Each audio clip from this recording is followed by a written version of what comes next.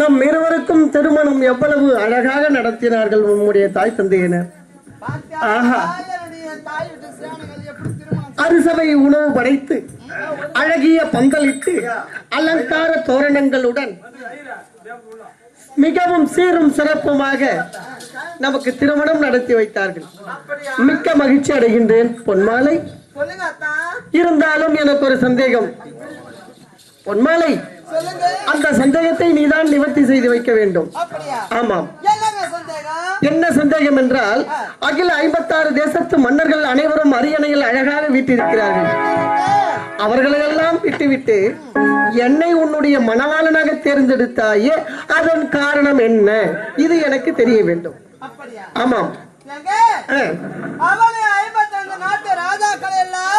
சரி.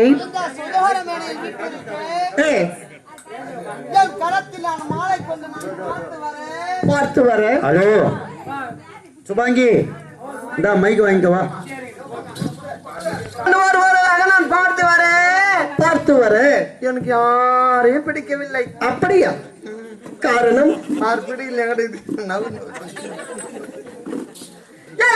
பிடிக்கவில்லைங்க. ஏன், எதனால்? ஆனா கடைசியாக நீங்கள் அமர்ந்திருந்தேன். ஆமாம், எனக்கும் திருமணம் நடக்குமோ நடக்காதோ என்ற ஐயப்பாடோடு ஒரு ஓரமாக அமர்ந்திருந்தேன். ஆமாம், அப்படி இருந்தாலும் எனது கழுத்தில் மாலை அணிவித்தாய்.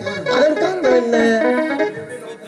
உங்களை பார்ப்பதற்கு எப்படி இருந்தது தெரியுமா? எப்படி இருந்தது?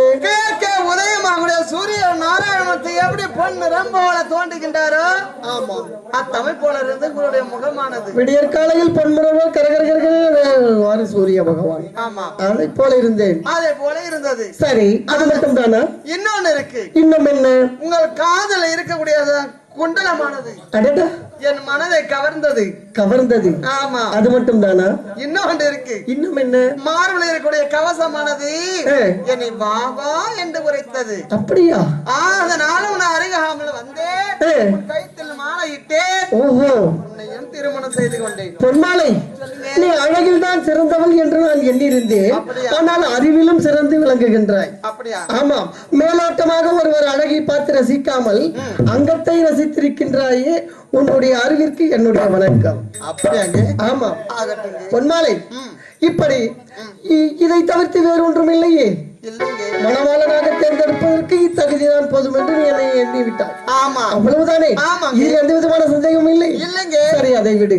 பொன்மாலை, நம் இருவருக்கும் திருமணம் நடந்து முடிந்த இந்த வேளையிலே உங்கள் நாட்டு மக்கள் எல்லாம் என்ன நினைக்கின்றார்கள் தெரியுமா? நினைக்கின்றார்கள், பூமாலையும் ஓ மல்லிகை இங்கு நான்கு முந்தம் வீடு தேடி வந்தது.